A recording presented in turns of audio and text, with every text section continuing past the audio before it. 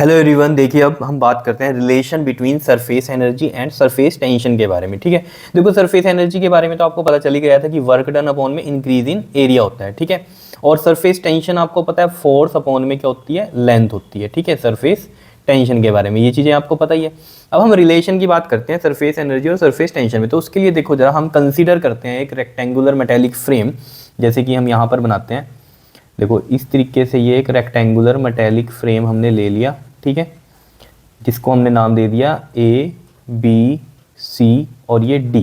ठीक है, और इसमें एक मूवेबल वायर है जो कि हमने बोल दिया ये है, जिसका नाम दे दिया हमने पी और क्यू।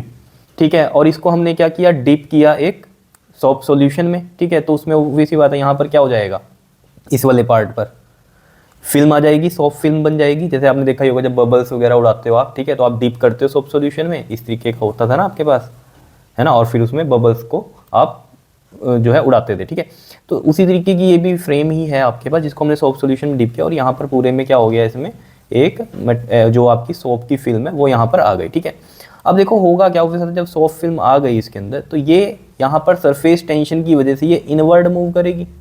सरफेस टेंशन लग रही है ना इसके ऊपर, सरफेस टेंशन में क्या होता है, एरिया को मिनिमम करेगी अपने। तो ये जो सरफेस है ये क्या करेगा, अपने एरिया को मिनिमम करेगा, तो ये इनवर्ट जाएगी पी क्यू वाली। लेकिन हम क्या करेंगे, इस पर फोर्स लगाएंगे। ठीक है, फोर्स लगाएंगे और इसको मान लो यहाँ तक इस तरीके से बोल दें हम, ये वाला डिस्टेंस इतना, इसको मैं पी डैश और क्यू डैश बोल दूँ। ठीक है, यहाँ तक हम इसको मूव करा कर ले आए एक्स डिस्टेंस तक। ठीक है, या डिस्प्लेसमेंट तक, इस तरीके से समझ सकते हो। और इसकी जो लेंथ है, ये लेंथ कितनी है, एल लेंथ का ये है आपके पास। ठीक है, क्लियर है। और ये यहाँ पर कितनी डिस्प्लेसमेंट हुई, एक्स की डिस्प्लेसमेंट हुई। अब देखो जैसे हम सरफेस एनर्जी की बात करते हैं, मैंने आपको बताया सरफेस एनर्जी मतलब सरफेस पोटेंशियल एनर्जी। जैसे हम एक स्प्रिंग को, आपको पता ही है, ठीक है, एक स्प्रिंग को इस साइड मूव करते हैं तो ये क्या हो जाता था, स्ट्रेच हो जाता।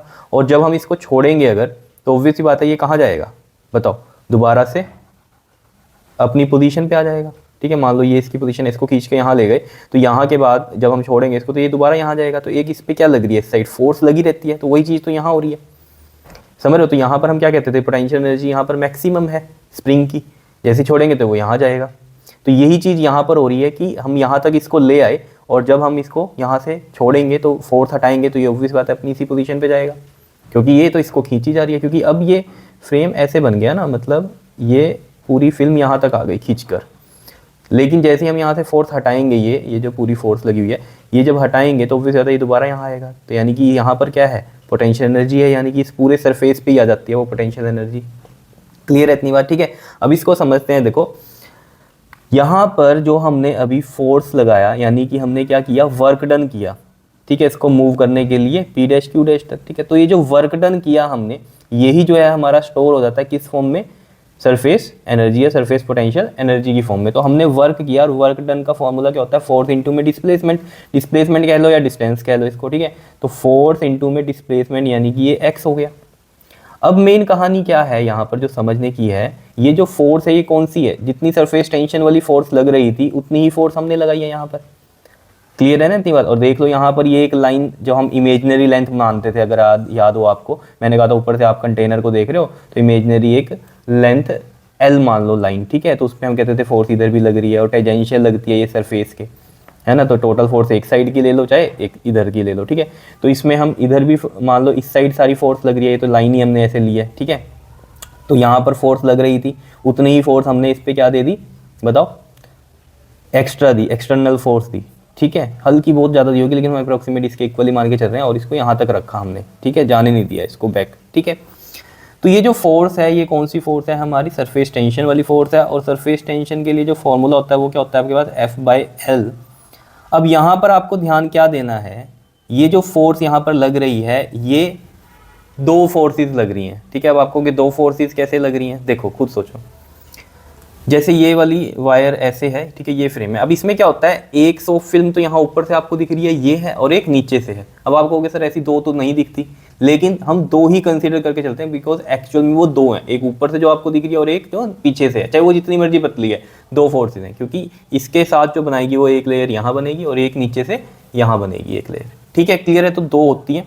तो आप इसको ऐसे समझ सकते हो यहाँ पर कि जो यहाँ फोर्स लग रही है वो कितनी लेंथ पे लग रही है, एक लेंथ तो ये आगे वाली, मतलब जो आगे से दिख रही है आपको, और यही लेंथ जो एक पिछली साइड से आपको दिखेगी, तो कितनी हो गई, 2L हो गई या नहीं, बताओ।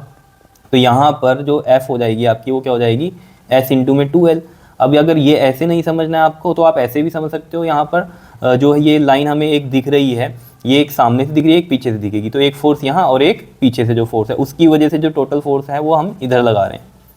क्लियर है। तो यानी कि इस साइड की जो फोर्सेज हैं वो कितनी है, फिर दो फोर्सेज हैं। ठीक है, तो मैं यहाँ लिख सकता हूँ 2Fx, और F की वैल्यू यहाँ से, क्योंकि S इज इक्वल टू में क्या होता है F/L, तो F की वैल्यू S इंटू L लिख दूंगा।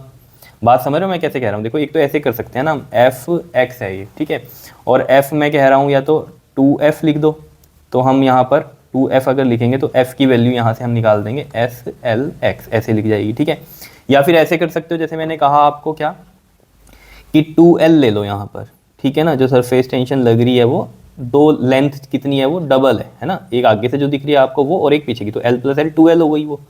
ठीक है, तो यहाँ से आप F की वैल्यू निकाल सकते हो S इंटू 2L, तो ये वाली वैल्यू अगर यहाँ रखोगे तो ये देखो S 2L F की वैल्यू हो गई, और X सेम ही आएगा फिर वर्क डन की कहानी जैसे यहाँ से आई है। तो आप जैसे मर्जी कर सकते हो, या तो F को 2F ले लो, या फिर यहाँ पर जो फॉर्मूला है उसमें 2L ले लो, तो कोई दिक्कत नहीं है। तो ये चीज़ याद रखनी है, यहाँ दो सरफेसेस हैं इसमें आपके पास, एक सामने वाला एक पीछे वाला। ठीक है, तो हमारे पास यहाँ पर हम बोल सकते हैं कि लेंथ जो है वो दो लेंथ हो गई हमारी, तो F की वैल्यू जो बनेगी हमारी वो क्या बनेगी, S इंटू में 2L बनेगी। ठीक है, तो मैं यहाँ लिख दूँ S 2L और ये X, ये आ गया हमारा वर्क डन। समझ में आई बात या नहीं, बता दो। ठीक है, तो ये चीज़ें ध्यान में रखनी है आपको कि क्या है, यही मेन इसमें इंपॉर्टेंट बात है। सोप फिल्म जब भी बनेगी तो आपके दो हम फोर्सेस लेते हैं या फिर दो लेंथ लेते हैं, आप कुछ भी एक चीज़ मान लो, आंसर वही आएगा। जैसे कि मैंने आपको यहाँ करके दिखाया, यहाँ 2F मान लिया मैंने, तो F की वैल्यू हमने यहाँ से रख दी S इंटू L। और अगर आप लेंथ 2L ले रहे हो, ठीक है, तो यहाँ से F की वैल्यू वैसे क्या आनी थी, यहाँ से F की वैल्यू S इंटू में L, लेकिन यहाँ L ही आपने क्या लिख दिया, 2L लिख दिया, तो वही कहानी बनेगी आपकी। क्लियर है, तो इस तरीके से हम कर सकते हैं। तो ये समझ में आया आपको कैसे आया हमारा ये सरफेस टेंशन, ये 2L और ये X। ठीक है, तो ये चीज़ भी आपको क्लियर होगी कि यहाँ पर जब हम इसको इधर खींच रहे हैं तो ऑब्वियस सी बात है इसमें क्या हो रही है, आपको महसूस होगा कि ये अपनी जगह पर जाना चाहती है, तो एक पोटेंशियल एनर्जी यहाँ आ गई यानी कि, तो उसी को हम बोल रहे हैं सरफेस एनर्जी या फिर सरफेस पोटेंशियल एनर्जी की हम बात कर रहे हैं। अब देखो जो ये वर्क डन है, दिस वर्क, ये जो वर्क किया हमने इसको यहाँ लाने में, यही क्या हुआ, पोटेंशियल एनर्जी बना। तो this work stored as surface energy या फिर सरफेस पोटेंशियल एनर्जी। ठीक है, क्लियर है इतनी बात। तो अब यहाँ से हम इसको लिख सकते हैं वर्क डन को क्या, सरफेस एनर्जी, तो ये कितनी आ गई S2LX।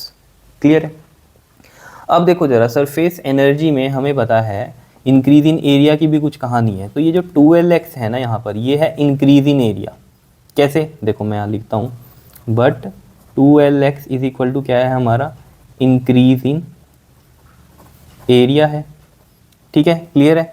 तो हम 2LX को यहाँ A लिख सकते हैं। अब इंक्रीज इन एरिया कैसे है वो भी आपको यहाँ समझ में आ जाएगा। देखो ये एरिया इंक्रीज कर रहा है, ठीक है। अब ये देखो ये एरिया कैसे, ये वाली लेंथ कितनी है L, और ये मल्टीप्लाई बाय X, LX हो गया, ठीक है, LX हो गया, लेकिन ये सामने वाली फिल्म का ही इंक्रीज इन एरिया है।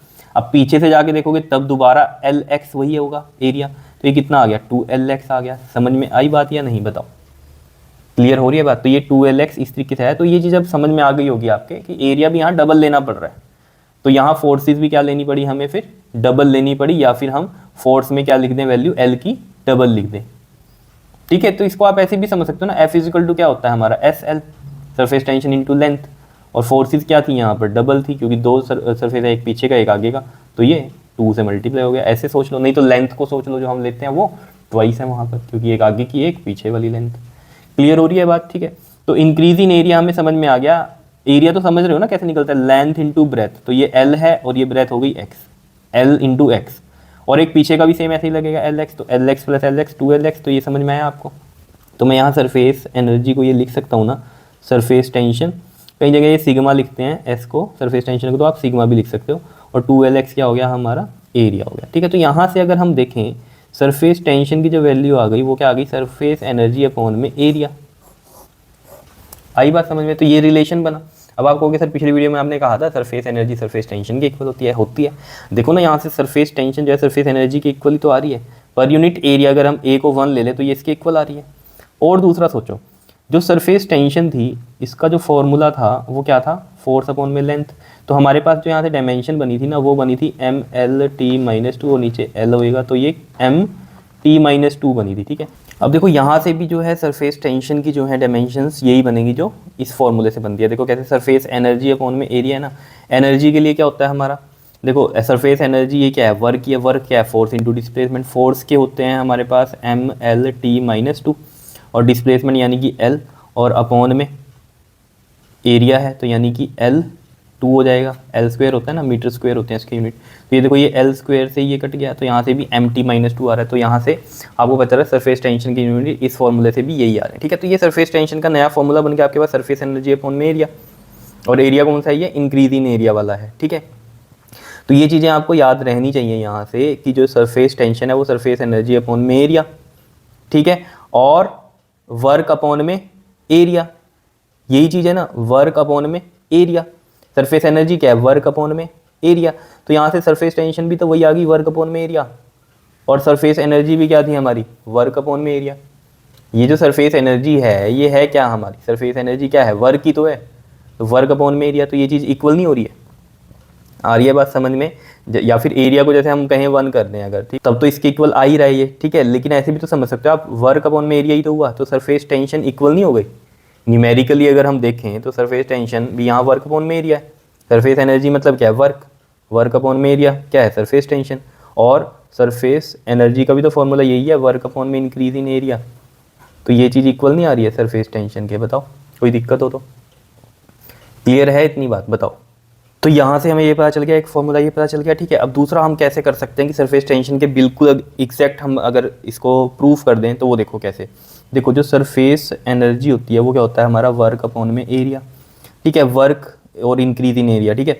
वर्क क्या है हमारे पास, ये आया हमारा देख लो एस इंटू में 2LX, और इंक्रीज इन एरिया क्या है हमारा 2LX, इंक्रीज इन एरिया है, ठीक है। तो ये 2LX यहाँ रख दूँ मैं, तो ये देख लो आपके पास क्या आएगा बताओ, सरफेस टेंशन के इक्वल आ गया। Surface energy is equal to क्या आ गया हमारे पास, सरफेस टेंशन आ गया या नहीं बताओ, एस के इक्वल आ गई SE। तो इस तरीके से आप कर सकते हो ये, ठीक है, इतनी बात या नहीं, ठीक है। तो ये जो फॉर्मूला था यहाँ से, ये जो हमने ड्राइव किया, ये आपका यूज़ होने वाला है न्यूमेरिकल्स में, ठीक है ना। Surface tension is equal to surface energy upon में एरिया। और वैसे आप इसको ये चीज़ समझ सकते हो ना, सरफेस एनर्जी भी क्या है, वर्क ही है, ठीक है ना। एनर्जी हमने यहाँ पर किसको लिखा, वर्क को ही लिखा, तो वर्क अपॉन में एरिया भी क्या है हमारा, सरफेस एनर्जी है, ठीक है। तो इस तरीके से समझ सकते हो, नहीं ये चीज़ समझ में आ रही इस तरीके से, तो यहाँ से आप कर सकते हो सरफेस एनर्जी वर्क अपॉन में एरिया होता है, वर्क का लिया हमने यहाँ पर वैल्यू, और एरिया के लिए इंक्रीज इन एरिया की, ये देख लो सरफेस टेंशन के इक्वल आ रही है, ठीक है। इस तरीके से भी आप समझ सकते हो, ठीक है। ये पूरा आपका यहाँ पर रफ था वर्क, ठीक है, क्लियर है। अब देखो ये चीज़ ना आपको यहाँ पर क्लियर हो जाएगी, देखो इस न्यूमेरिकल से। देखो ये न्यूमेरिकल जो दिया हुआ है आपको, ये दिया हुआ है, देखो क्या बोलता है, कहता है a film of water is formed between the 2 straight parallel wires. एक फिल्म वाटर की जो है फॉर्म्ड हो रखी है, ठीक है, 2 स्ट्रेट पैरेलल वायर्स, ठीक है, 2 स्ट्रेट, ये मान लो पैरेलल वायर्स के बीच में, इस तरीके से समझ लो, ये वाली 2 स्ट्रेट पैरेलल वायर्स के बीच में क्या हो रही है, एक फिल्म यहाँ वाटर की बनी हुई है। और ये कितनी है वायर, ईच 10 सेंटीमीटर, तो ये इसकी जो लेंथ दी हुई है वो 10 सेंटीमीटर की दी हुई है। And eight the separation of 0.5 centimetre, और चलो सेपरेशन दी हुई है ना तो मैं इतनी मान लेता हूँ, ठीक है, ये है 0.5 सेंटीमीटर की, इतनी है ये 2 वायर्स के बीच में सेपरेशन ये, ठीक है, और ये फिल्म बनी हुई है। अब उसने क्या कहा इसको, और क्या बोल रहा है, at the separation of this and calculate the work required to increase the 1 mm distance between the wires. अब देखो इनके बीच में, इन 2 वायर्स के बीच में डिस्टेंस 1 mm का और इंक्रीज करना है, मतलब हमें ये वाला 1 mm का इंक्रीज कर दिया हमने डिस्टेंस इधर फोर्स लगाकर, ठीक है, इस तरीके से समझ सकते हो। और जो सरफेस टेंशन है हमारे पास वो कितनी दी हुई है वाटर की, 72 इंटू में 10⁻³ न्यूटन पर मीटर।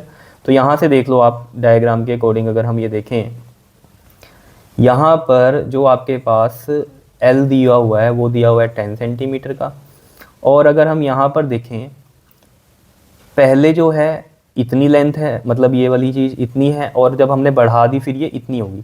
1 mm को हम अगर चेंज करें, 1 mm को चेंज करें सेंटीमीटर में तो 1/10 होगा, ठीक है ना, अपॉन में 10 करते हैं तो mm सेंटीमीटर में चेंज होता है तो 0.1 सेंटीमीटर हो गया, ठीक है।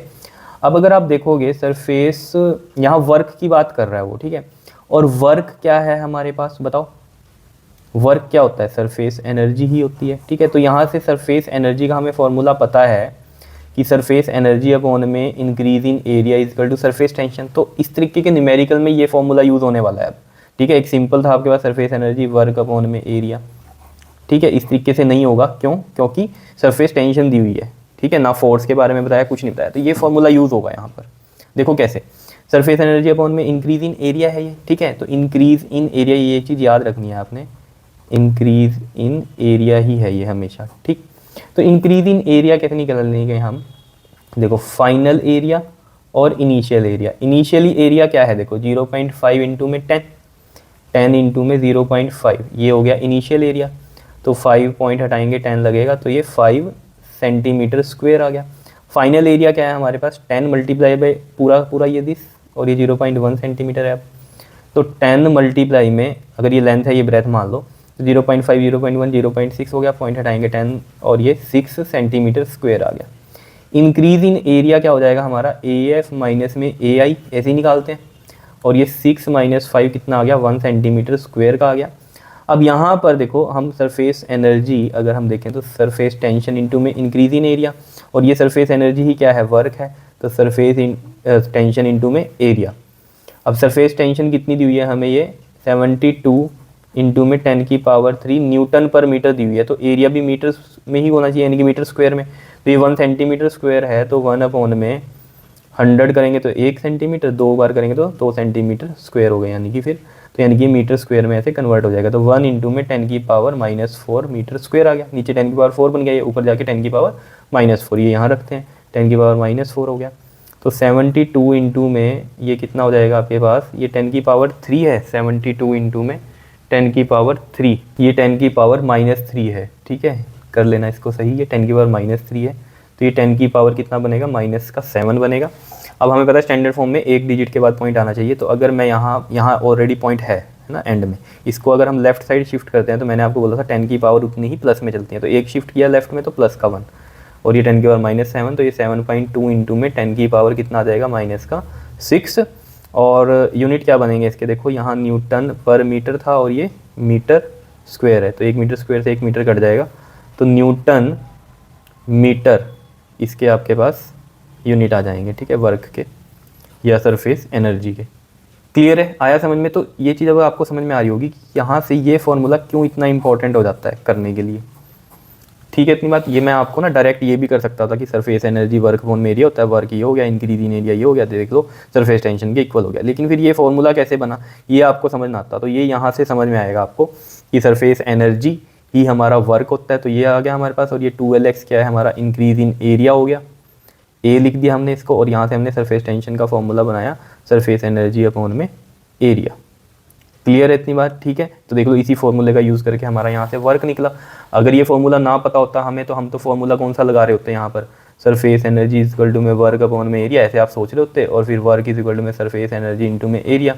फिर वही कहानी थी, आपके पास सरफेस एनर्जी तो है ही नहीं यहाँ पर गिवन कहीं पर भी। तो इसलिए आपको थोड़ा सा यहाँ पर फंडा समझना पड़ेगा कि क्या है, ठीक है, न्यूमेरिकल्स में। क्लियर है इतनी बात, समझ में आ गई होगी कहानी की क्या है, ठीक है। एक बार दोबारा से वीडियो देखना तो और क्लियर हो जाएगी आपको बात, ठीक है। ओके जी, थैंक यू।